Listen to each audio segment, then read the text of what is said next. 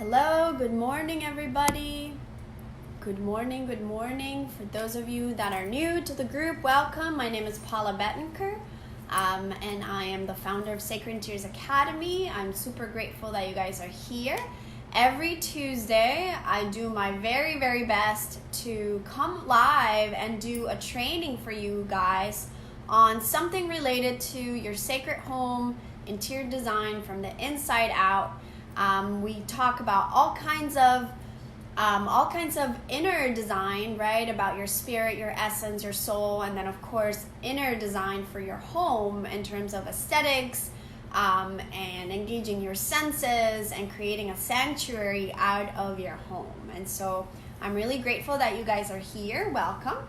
Today we're going to talk about decorating your home with your kids' toys. And this is something that I get all the time and that I have a lot of fun with and that I have played with for so many years, because it actually was part of my journey. Okay, I'm going to backtrack. The beginning of my design journey,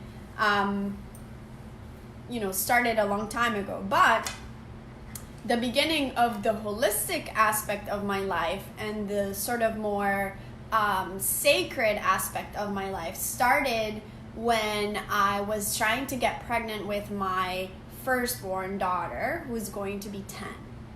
And so at that time, after going through miscarriage and infertility issues and all kinds of stuff, the holistic lifestyle came to be for me. And I can talk about that another time. But one of the big aspects of raising my children has been Waldorf Education. And Waldorf Education is basically holistic education. But the reason I came across that education was because when my daughter turned 1 year old, we had this birthday party for her. And I had so many gifts. She got so many gifts. It was insane. She also has a birthday around Christmas time, and so there was so much more than normal because people would give her birthday and Christmas gifts kind of combined. And I had just moved in recently into my dream home on the water with crystal chandeliers and Swarovski crystal kitchen handles, and it was brand new, it was beautiful, pristine. It was just all I ever wanted in terms of interior design. And I started seeing all these plastic, red, blue, yellow, squeaky, noise-filled toys that she got for her birthday. And I went, oh my God, this is the ugliest thing I have ever seen. I hate these toys. They do not go in my house. And I just could not wait to get rid of these toys or find a way to incorporate them into my home, but it seemed impossible to have this plastic big red piece of toy in my marble onyx living room with crystal chandeliers. It's like, this just does not go. So I start my research and I start looking for ideas. I start looking for materials. I start thinking about, why are these toys first of all so cheap looking, and then second of all, how can I make them fit into my home? Because fine, if they're cheap or whatever, but she likes it, then that's something. And so I come across Waldorf Education. The point I'm making with telling you about Waldorf Education is not to convert you into it at all, but it's just to understand that even kids' toys is something that we often don't pay so much attention to. Sometimes when you are in a holistic route, you might start thinking more about the kind of food you put into your body, the kind of materials you use to paint or build your home, and the chemicals and all of that stuff that goes into your home. But seldomly do we think of our kids' toys in that way. So before we tap into decorating with these toys, my first sharing for you is to pay attention. What kinds of toys are you bringing into your child's homes? What kinds of images are you bringing into their home, right? What kinds of messages are these media-filled toys subconsciously creating for your children. And so in Waldorf Education, one of the things that I learned a lot about these kids' toys has been, and this will be the first thing I'll share with you as far as, how to decorate. And the first thing is less is more. How many toys does your child have? First of all, before we get into what do you do with it and where do you put it and how do you store it, think about how much do they actually have. And the truth is that they don't need that much. However many you have, I assure you, they do not play with it all and they don't need that much. So that would be my first little tip, is really consider decluttering your kids' room and really, creating a slimmer amount of toys. Having less toys is so important. The other aspect of that, and this is just a Waldorf mom and me kicking in, is open-ended toys are so much more appealing for your child's creativity and for their imagination than toys that are fixed in what they do. In other words, if you have, let's say, I don't know, what can I think of? Just to say a remote car, right? That car is only a car. Like, it really can't become anything else. And so the moment the batteries are dead, the car's kind of done, right? Or the moment the wheel sort of breaks, then the car's kind of garbage. It's done. But if you have, a really cool wooden block, this wooden block can become a car, it can become a helicopter, a boat, a train. All kinds of creative ideas come out of these open-ended toys. And so I'll talk more about that another time if I see your interest in terms of encouraging children's imagination with toys and encouraging their creative aspects.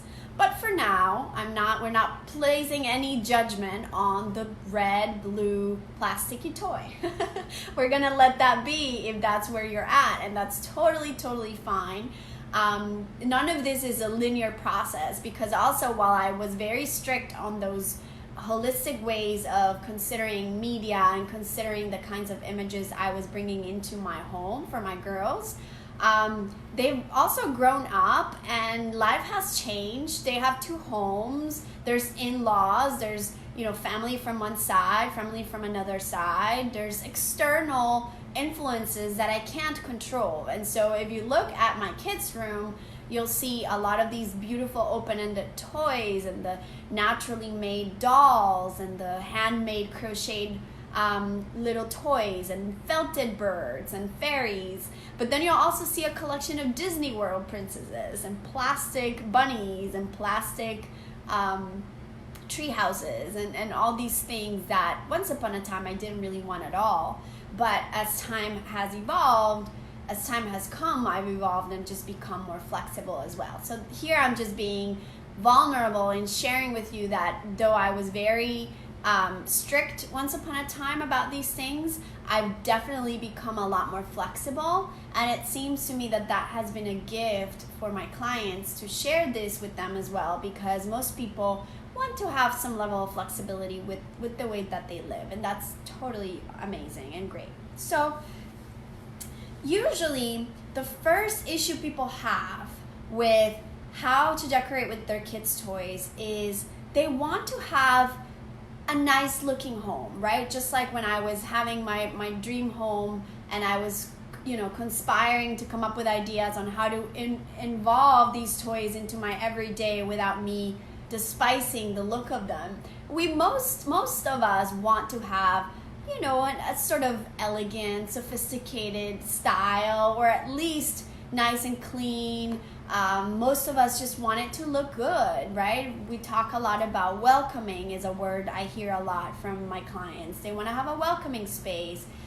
They also want it to look grown up, because it's easy to feel like you're being ran over by kids, right? It's like they just attacked your house and there's nothing in there that looks like it's yours. It all looks like they've overtaken the space. And so keeping that in mind, the first aspect of decorating with these kids' toys is making sure that your main pieces in whatever room the toys will be are sophisticated. And I don't mean expensive. It just means let the main pieces be pieces that you would buy for your house, thinking it's going to be a piece that you're going to be able to grow up with. So an adult piece, that means, if you're having a desk for them, it doesn't have to be a kid's desk. It can be a nice table, a table that you would use for anything else.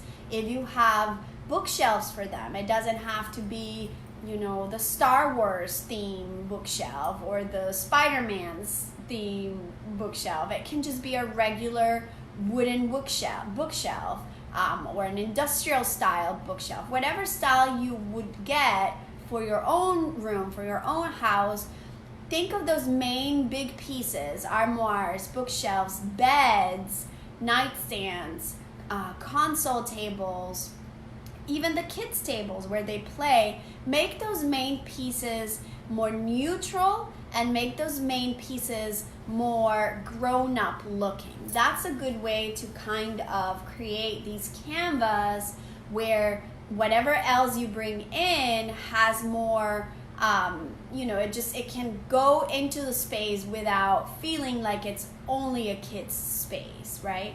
So that would be my first kind of sharing. And I wrote a bunch of notes just to make sure that I remember all the little tips that I have. And so with that, those main pieces, then we'll move into the little things. So making sure that, I don't know if you guys, if whoever's here, which thank you so much for being here, Cuchi, Latia, Diana, Pao, Jessica, welcome. If you saw my sacred altar design video, you'll see that I use a lot of bowls and trays and cake stands and that kind of containers to create an altar. And so it's the same thing for kids' toys or for kids' little stuff or art supplies, crayons. I love using bowls that I would normally decorate with, like wooden bowls or metal bowls or even mason jars. Mason jars are great to keep supplies. So I have like a nice wooden bowl in my dining table next to like my pretty flowers, and in there I keep crayons or colored pencils so that my kids have access to these, while we're sitting at the table, and they look great. I don't have to hide them and put them in a bin and stick them in the closet every time. It's okay for them to be out. I want to make sure that when I create a sacred home and there's children involved, I want to make sure that they feel like they're a part of the entire home and not just isolate their stuff only into the playroom. Now, that being said, I am very specific about what goes where, and this is part of where not being overrun by their kids' toys is, this is the way I handle that, which means everything that they have needs to have a specific home. So the home of the crayons is the wooden bowl on the dining table, right?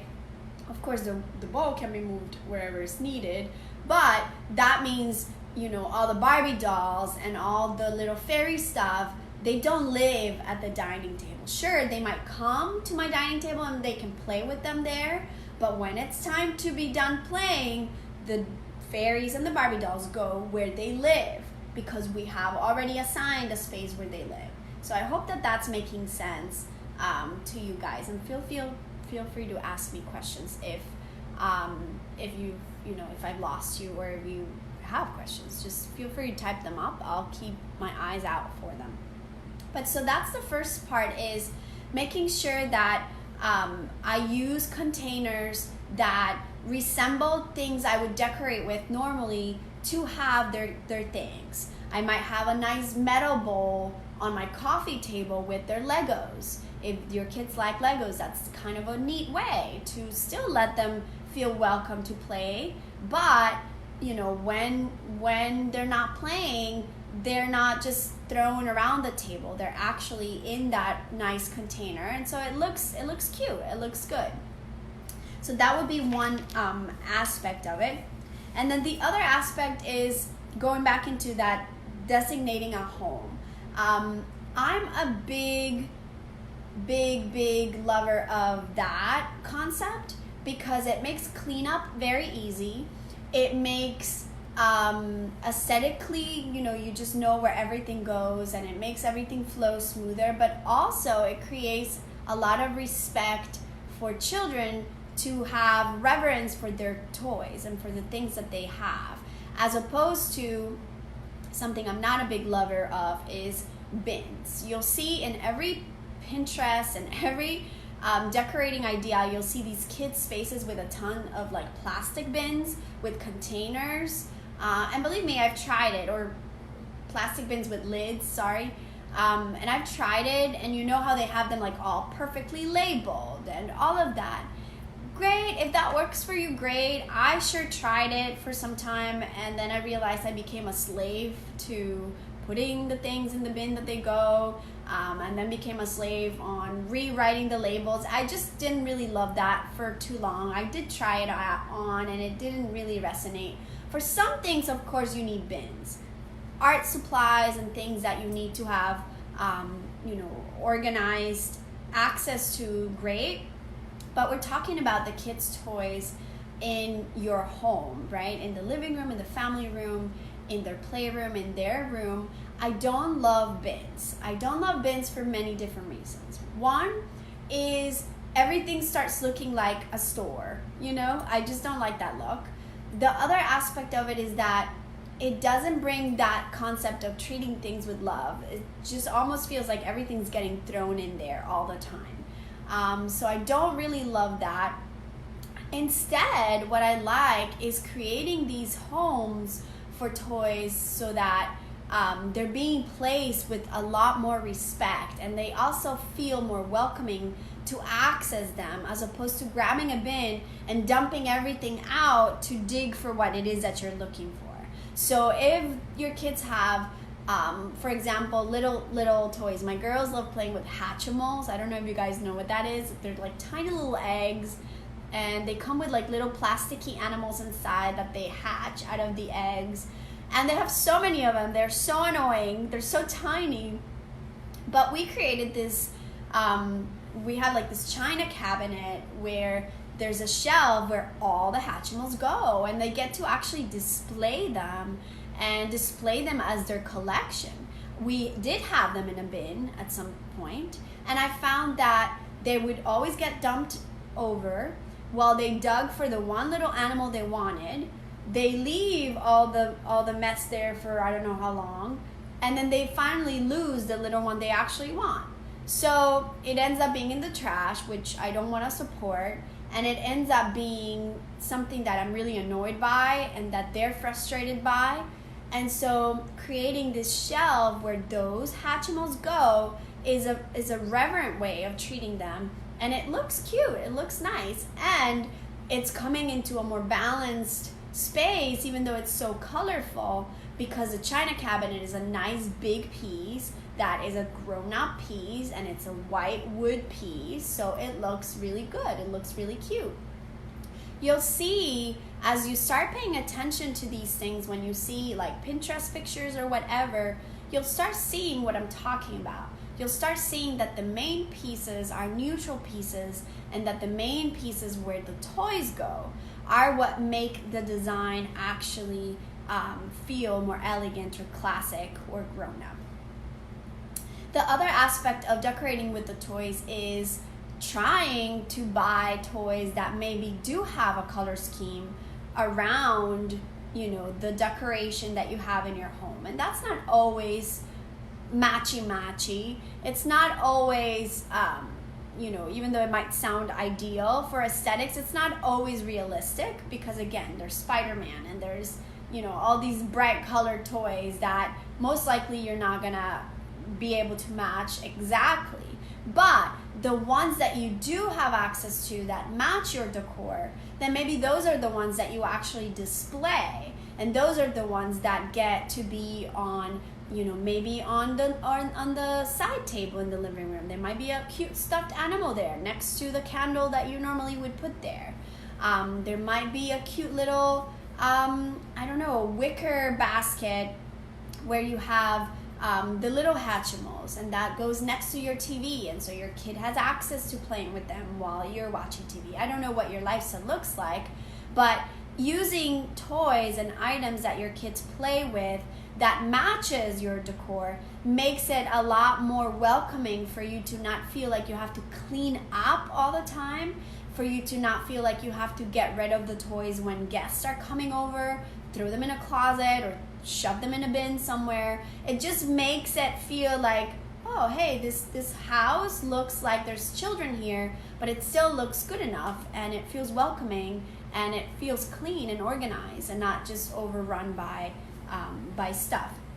And then the other things that maybe are not so aesthetically appealing, like the Spider-Man or the other things, then maybe that is what you have in a bin and in a container somewhere else. I love using my kids' closet for storing some of the toys that I don't personally want to look at. And this is me being a little selfish, but I'm not neurotic about it, and I'm not judging it. I'm just taking charge of being the leader of how my home feels, right? Because if it was for my kids, I would have Barbies everywhere, especially my little one. And I don't want them. I don't want them everywhere. And I also want to be flexible with that kind of toy, but I also want to encourage her to have other things that are more nourishing for her to also play with, like, the open-ended toys I was talking about, or to have spaces where she can just have quiet time, or where she can have time for reading some books or creating some art. And so it's about balance, and that's where you as a parent need to also take charge of that. Take charge of simplifying the amount of things that they have and creating opportunities or designing opportunities for them to engage into meaningful toy time, meaningful play time, or meaningful activities, because you're setting the space and you're creating invitation for them to play with these things. So having the bowl of crayons on your table with a little cute notepad, that's an invitation for sitting down and making some art. And maybe setting up the Barbies like I do in the closet. I don't just shove them in a bin either. I have like really cute shelves. They're wooden boxes. They're actually wine boxes from Costco. They used to have the like traditional wooden crates. I don't know if you guys know what I'm talking about. But those wooden crates, I stacked them on the floor because we're in a rental right now. So we don't have like built-in closets, like with like nice California style closets with the shelves. We don't have that right now. And so I made these really cool crates and shelves out of those crates, and then all the Barbies sit really nice and organized on them. And it actually becomes an activity on its own to clean up the Barbies, and my daughter will spend hours getting them dressed, making sure their hair is nice and neat, and then placing them in their shelf, and that's where they live. That's their home. And so then I can just close the closet and know that she has her meaningful playtime with them, but I also don't have to look at them all the time. So that would be another suggestion, is using their closet to store those things that maybe don't go so well with your decor, and then creating invitations for the things that do go better with your decor around the living room. I'm a big fan of creating those spaces in different areas of the home. So, and this changes based on your kid's age, and it also changes based on their interests and their needs. But I remember, like, when my kids were younger, I had a drawer in the kitchen where they had their own cooking toys. And so while I was cooking in the kitchen, they would have access to their plates and their whiskers and their play toys as well. And they loved imitating me do what I was doing. And that's also part of the beautiful, conscious and sacred parenting journey that I've been in, is your children imitate you, especially the beginning of their lives, right? From 0 to 7 years old, is when they imitate the adult the most. And so being meaningful with that, knowing that they're watching you and that they want to be like you, is a really beautiful space of holding responsibility and accountability for being the best version of yourself when you're around your children, and always, really. But coming back to focus, having that drawer was something I loved doing. And I had Tupperwares in there and all kinds of little containers and cupcake containers, and cookie sheets, and wooden cookies, and they could just play with that. And then maybe I also had I remember the days when I was breastfeeding, and I would have, if I was breastfeeding my baby, my second daughter, and then my older daughter was with me, I'd make sure that I had a really cute basket with some things she could have access to while I sat on the rocking chair to nurse the baby, and then my older daughter could be content by my side doing something while I was nursing the baby, and then I could interact with her, as opposed to her having to wait for me while I had to sit 100 times a day, and me pushing her away or sending her off to play in her room or something like that. You have to be able to make it part of your lifestyle. And so I would have a basket with some crayons, or maybe some beeswax, which is kind of like Play-Doh but less messy, and also has no chemicals and has many other really beautiful properties to it. But it's basically like molding wax. And so I would have that. Maybe I would have some stones. Maybe I would have a cute little doll, something that she could play with next to me. So I always had that cute basket by that chair.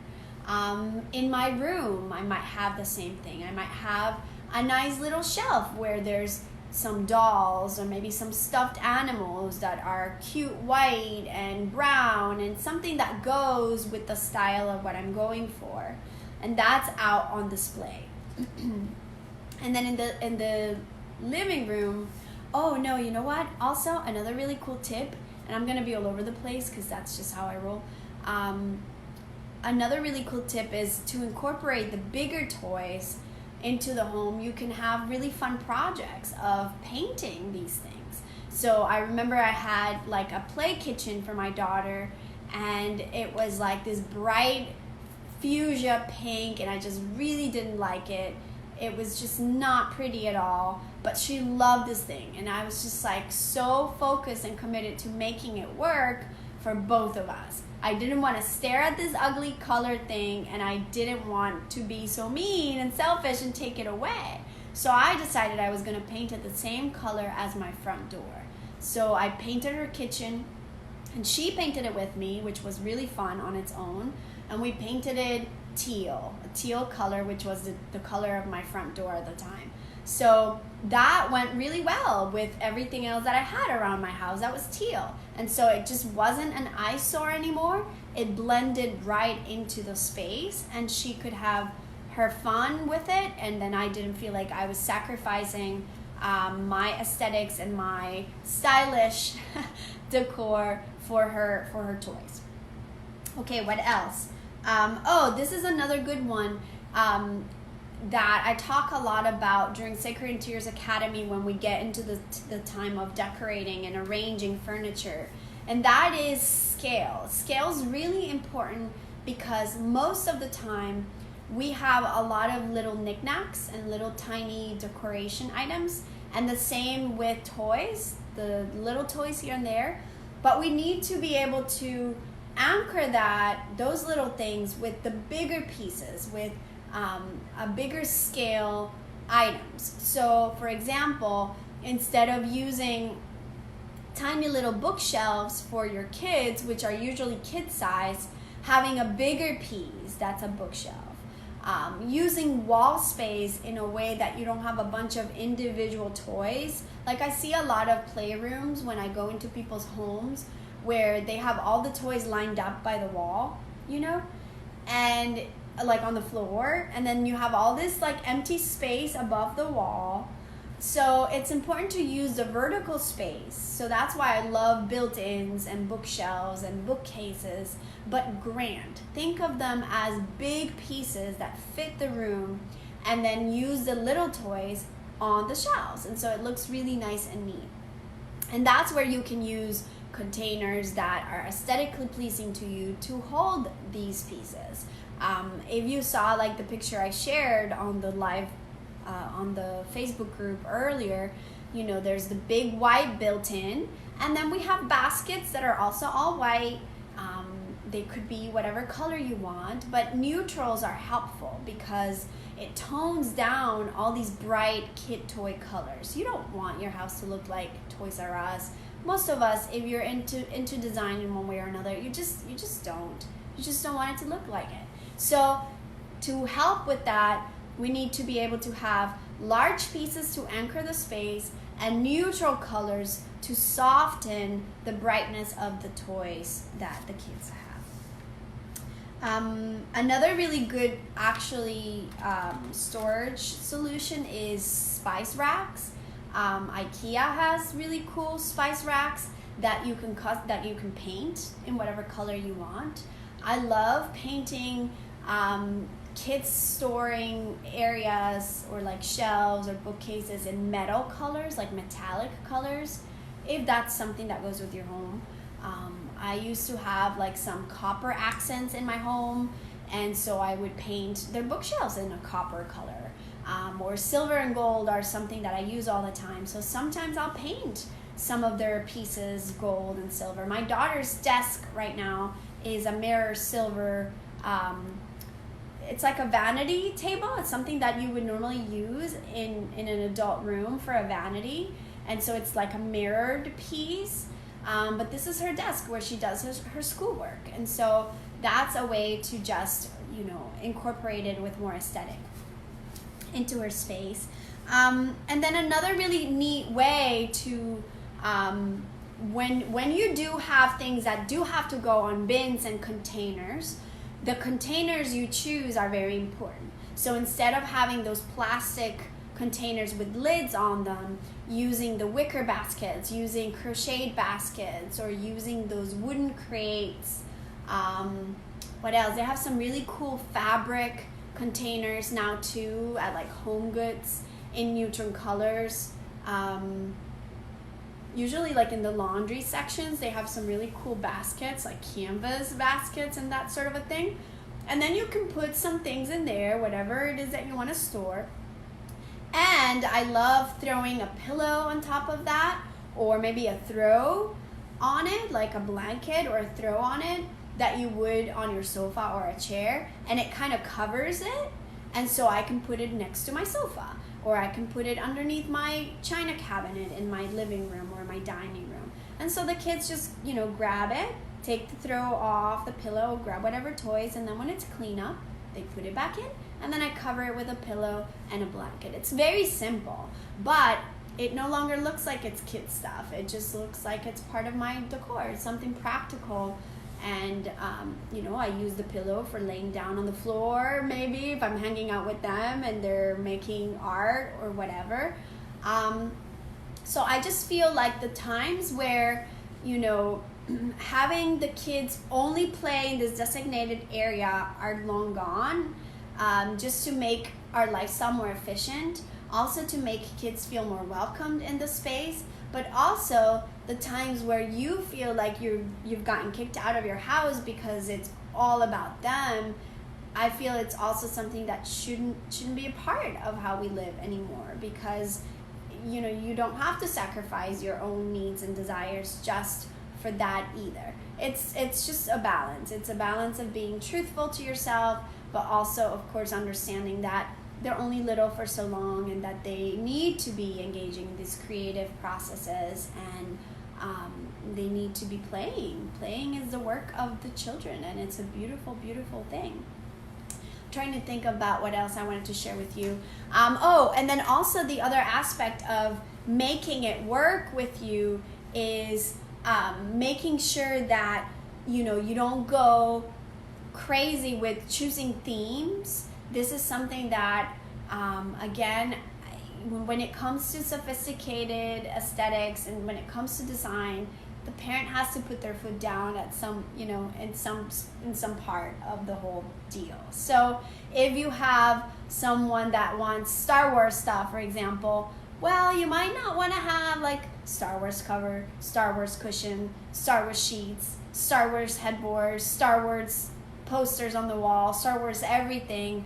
It doesn't work. And even if you're a grown up as a designer, I would suggest, if there's anything you like, don't go crazy with just that one thing. Like, don't make everything flowers everywhere, That's just a tip that I can share with you. So honoring that maybe they do like Star Wars, great, but so then you keep the big pieces neutral, the bed, the sheets, the quilt or the duvet or whatever it is, and then you might use an accent pillow with a Star Wars motif on it. Because also realize that they're going to grow out of these interests, right? They're going to grow out of wanting to be surrounded by this, and then you're now spending money again, then you're spending time creating new ideas on how to decorate again, and then also you're wasting stuff, and so it's not necessary, which is why I love using neutrals and classic pieces that you can grow with, that your kids can grow with, and then just using little accents here and there to decorate with themes if that's the case. And then the other aspect of these decorating with toys is also having spaces where you simply decide this isn't gonna be here long term. So if they do bring out all these other colorful things and all these other plasticky things that you don't want to be around your design all the time, then you also create boundaries for that, right? And so maybe that's the things that go in the closet, and then the other things that flow with your design a little bit more are the ones that stay. So I hope that's super helpful for you guys. Let me know if you need any help with any specific questions. As always, if you want to just send me a picture of what you have and ask for feedback or insights on one specific room, definitely send them my way. I'm happy to answer those questions. I know some of you have done that with the altars, and I love seeing what you guys create. Be flexible with what you have, work with what you have, but definitely keep that mentality of less is more, especially when it comes to kids' toys. Create a space where your kids can have more reverence for what they own, more gratitude for the things that they own, so that they can treat them well. It's a really beautiful, valuable lesson to teach early on. And use neutrals as your friend. Neutrals are your friend when it comes to kids' toys, so that you can tone down the brightness of the red, blues, and yellows, if that's the color that predominates. And then the other thing that I really like, that I have seen a lot in different inspirational images, etc., is color coding stuff. Like, that just feels pleasing to the eye and exciting, and kids really are drawn to it. So that's something I do a lot with, like, bookshelves and stuff, and color coding books. It's really fun. But you could also do the same with toys. So if you have like a big built-in space, and you do want to embrace the brightness of the color, which I hope I'm not coming across as don't embrace it. Definitely embrace it. It just has to be done tastefully. So a way to embrace that is using the shelves where you might display things and assigning a specific color to each shelf. So maybe all the kids' toys that are yellow will go in this one, and then all the red ones will go here, and all the blue ones go here. And it's kind of fun. It's a fun activity to do with the children, and it's a fun activity for them to also tidy up. It's a way to make it playful. It's a way for you to interact with them. It's also a good way for dads to get involved. For some reason, dads really function with that logical side. This is kind of like a whispering voice now. But it's fun to just do it by yellow. Okay, we're just picking up the yellow stuff right now, or we're just picking up the red stuff right now. And then maybe you have a miscellaneous one where it's kind of like you can't really decide if this is yellow, green, or blue or whatever, and then that's where that goes. And when you step back and you look at the shelf, it looks really fun and it looks really creative, and kids really feel connected to that, and adults too. So that would be another fun way to sort your stuff and select a space for them to have a home in. So yeah, let me know if you have any questions or if you need any help with that. I'm super happy to help.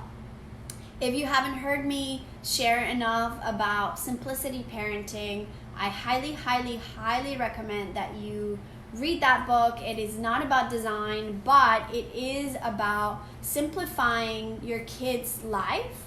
And there's a part of that concept that means simplify your kid's space. So definitely look into that. There are also simplicity parenting coaches out there that can actually come to your home and help you, help you simplify your schedule, simplify your rhythm, or create a rhythm if you don't have one. That's just something I'm sharing because it came to my heart and something I really value and work with a lot. And so, yeah, check it out. Simplicity Parenting by Kim Jong-ping. I hope you guys are doing great. Hope you have a great day. Let me know if you have any questions. Sat now.